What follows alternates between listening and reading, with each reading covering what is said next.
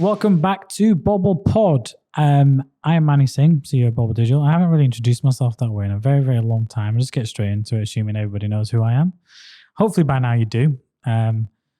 Before I start, don't forget to like, follow, subscribe our podcast on audio and YouTube. If you're on YouTube, hello YouTube. And don't forget to use the hashtag Mr. Bobble. I haven't added that one in for a couple of episodes either. Hopefully by the time we get to a few more episodes, we've got some new merch coming out, which is Mr. Bobble. So we're really going to push that and we'll see how it goes. But this episode 20, season 3, 20 episodes we've done. I can't believe I recorded 20 episodes. And it'll eventually get to a point where from next year, we're just going to be doing just weekly episodes and just be topics. It's not going to be episode numbers. It's going to be the topic of the episode. This one, we'll talk about what next for SEO, search engine optimization, for anyone who doesn't know what the SEO acronym stands for. And it's quite an interesting one because there was a bigger Google update, and I talked about this in a previous podcast back in May. So there was an update in May. It was a core update, which means big update. Like if you read the actual document, supporting document, it's like hundreds of pages. It came out on the 25th of May. 25th of May, yes, 25th of May, 2022. 6 months after a previous wave of changes. And it took around about 1 to 2 weeks of full implementation. So the biggest thing that was impacted by that update was it affected a lot of SERPs, search engine result pages, positions. Our SERPs and positioning has since that point been very, very erratic. Some days we're position 1, top 3, off page 1. Then the next day we're back on page 1. And it's not because our website's bad. We pass our core web vitals. We do everything. We practice what we preach. It's just this update that's still taking a lot of time to embed. And it's kind of frustrating more than anything else. And anyone out there who has an SEO role or works in SEO will understand how annoying updates from Google are. But what is next? So there'll be another update coming out at the end of the year, which will be the second part of the update to the core update that happened in May. And only Google knows what's going to be in that one. But we'll see. And as always, we will do our due diligence, our research, and we'll write a blog about it and we'll share it for everyone to understand what they need to do and what they need to do next and how to overcome any issues they're having. So SEO, what is next? I got to start here. Research has shown that of all the US searches, 2.8% of people click on paid advertisements. That's very low. With less people visiting advertised sites, it's clear that organic, specifically in the US, now appear more credible to the public than actual ads. And a lot of that got to do with, I think, the change from text ads to responsive search ads. I wouldn't be surprised if text ads come back. But I think Google, and once they made a decision, they won't go back on it. They'll probably release a new product that is basically text ads, but in a different way, or add an extra feature to responsive search ads that allows you to do kind of a similar format to what you're doing before. But there's a lot changing, a lot happening with SEO, and that's US, and obviously we have figures for the whole of the world, where actually Google accounts for 92% of all global searches. 92%. I talked about this where I talked about Google as a mountain. It can't be moved, but it can be climbed quite a few episodes ago.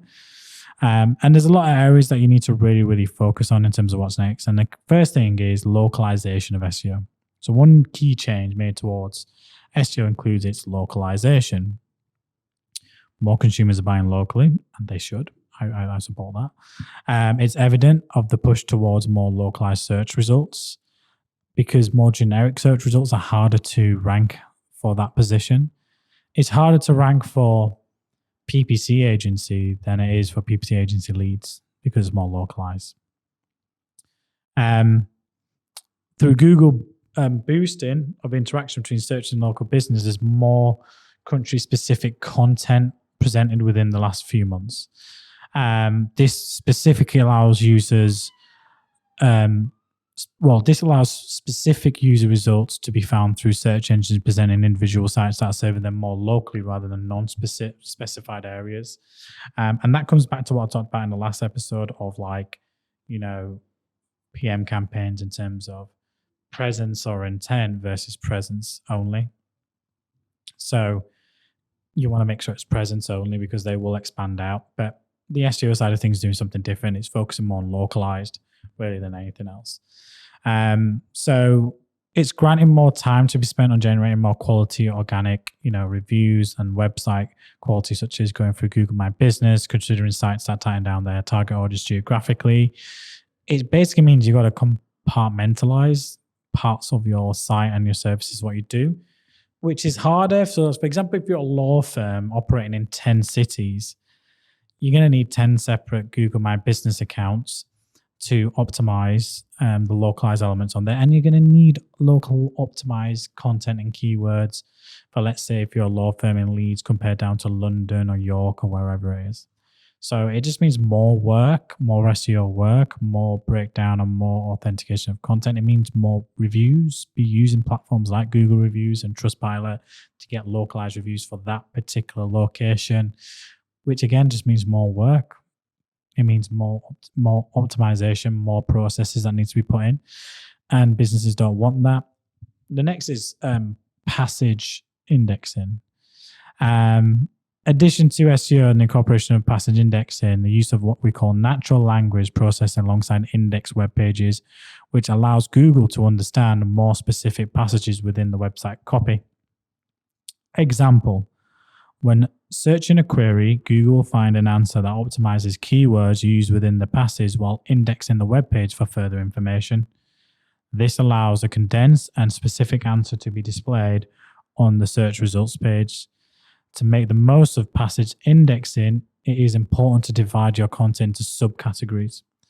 Using heading tags to organize your website copy. For longer content, however, it can be useful to have a table of contents.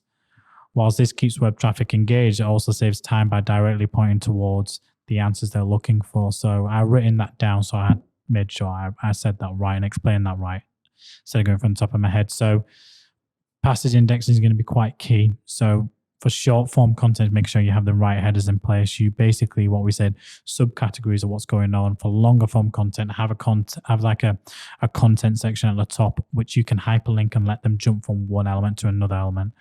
I've talked about this before. Long form content is outperforming short form content when it comes to SEO.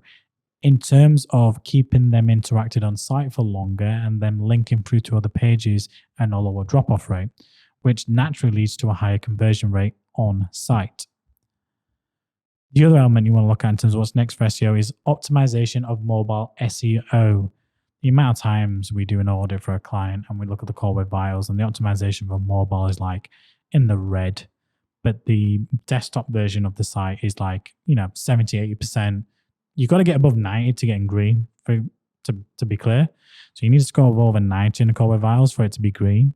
So optimizing your site for mobile is key because a lot of people just assume that everyone's on their laptop searching for stuff. And during the workday, that can happen. But actually, it's this device which you need to be optimizing your search results to more than anything else. This little computer that goes in your pocket, mobile device. So when people are using their phones for a quicker answer to their questions, and that's what SEO is all about, it's answering the questions that people have about your services or products or what is related to your industry.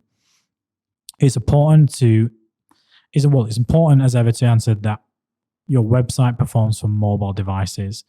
Content on your website needs to have specific information for users to remain engaged both on their desktop and mobile. It is recommended that if you have a separate web page for desktop and mobile, use that these sites are merged. Don't have them separated. We have come across a couple of clients with that. It's particularly important when considering how Google will often dismiss your desktop site and base your SEO ranking solely on the traffic of the mobile compatible site. So basically, Google will discard your desktop ranking in favor of what your mobile ranking is, and that is why you may also drop off from page one. So if you're seeing your rankings drop off, that's because your site isn't optimized for mobile enough, and Google is solely basing your ranking on how well your website is mobile optimized as opposed to tablet or desktop. And it's really, really, really, really, really important to focus on mobile optimizing your website from an SEO point of view. The first thing I mentioned we do is we always do a technical audit on any site when we do SEO. And we look at the desktop and the website performance, and we make recommendations for the developers from a technical perspective to improve the core web vitals from an SEO. Then we do user flow analysis. If we get access to their Google Analytics to look at, how much traffic is coming by device from mobile, tablet, and desktop. And then we look at, right, what are the statistics between desktop and mobile? What is the bounce rate on mobile compared to the bounce rate on desktop? And then we manually look at the site in terms of usability and the content, how easy for them to get from one piece of content to another piece of content and vice versa, etc. So you have to do a little bit of a manual process against all these things. So if you haven't already invested into the mobile optimization of your website, you need to now more than ever. Otherwise, you're never going to catch up.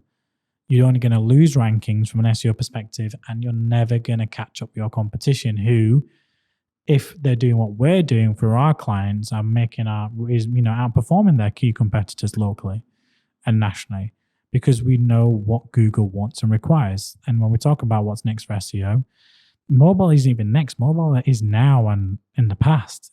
When Google changed it to be mobile first in terms of its algorithm, that was the time to change the website to mobile. But I'm so surprised how many websites we audit and it's just not mobile responsive enough.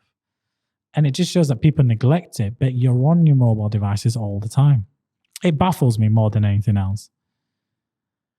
As the year goes, the requirements for SEO are going to adapt. There's going to be continuous challenges from alterations from the Google Updates, algorithms, by implementing the changes that I've just mentioned there. Look at the basics of SEO. I always say, look at the basics. If you do the basics right, you're doing a better job than most.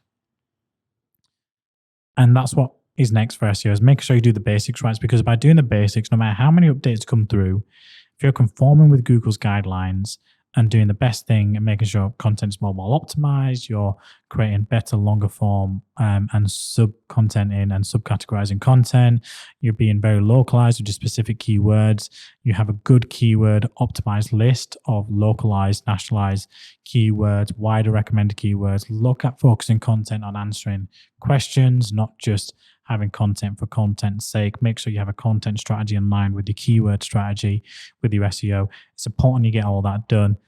SEO is going to change radically over the next couple of years. By the end of the year, the next update is going to cause more, as I call it, fluctuation in performance.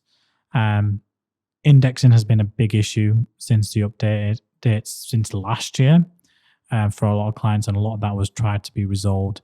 But again, I also remember some content, some core updates from Google are updates to fix issues that were bugs in the previous update. Google will never admit that. Why would they?